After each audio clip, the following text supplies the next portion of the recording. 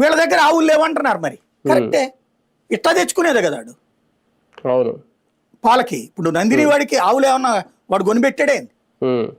వాళ్ళ రాష్ట్రంలో కర్ణాటకలో ఉన్నటువంటి వాళ్ళు ఆవులు ఇళ్లలో పెంచుకుని పాలిస్తున్నారు. తమిళనాడు వాళ్ళు అక్కడ ఆవు పాలతోనే టీ తాగుతారు, టీ కాఫీ. ఆ పాలనే అక్కడ తీసుకొచ్చి వాళ్ళ దాంట్లో పెడతారు, ఏది పాల కేంద్రాలు. దాని నుంచి తీసిన వెన్నే ఇచ్చేసేది. బోరేబాబు అయినా ఇంకోడైనా అంతే కదా.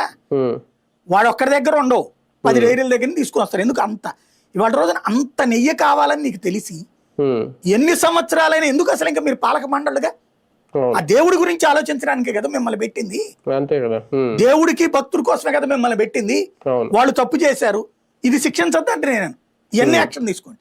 ఏంటి మీ ముద్ర ఏంటి దేవుడి విషయంలో? మీదైనట్టు గోదానం చేయమని అడగండి. ఇవాళ రోజున మనం ప్రతి అకేషన్కి గోదానం చేయడం అనేది పెట్టుకుంటారు. అయ్యా తిరుమల తిరుపతి దేవస్థానం 1,00,000 ఆవులతో ఓ పెద్ద కేంద్రం పెట్టాలనుకుంటోంది రాష్ట్రంలో, లేకపోతే తిరుపతిలో, లేకపోతే చిత్తూరులో. తలా ఒక ఆవును డొనేట్ చేస్తే కనుక ఆ ఆవుల నుండి వచ్చేటటువంటి ఆవుల మెయింటెనెన్స్ మేము చూసుకుంటాము. దాని నుండి వచ్చేటటువంటి పాలు, అందులో నుండి వచ్చేటటువంటి వెన్న, ఆ వెన్న నుంచి వచ్చేటువంటి నెయ్యినే స్వామివారికి వాడాలనుకుంటున్నాం, మీరందరూ డొనేట్ చేయమనండి.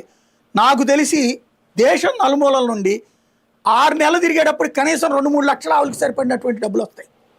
కొనిస్తారు, కావాలంటే ఆవులనే కొని కూడా పంపిస్తారు, గిర్రావులు ఇట్లాంటివన్నీ కూడా.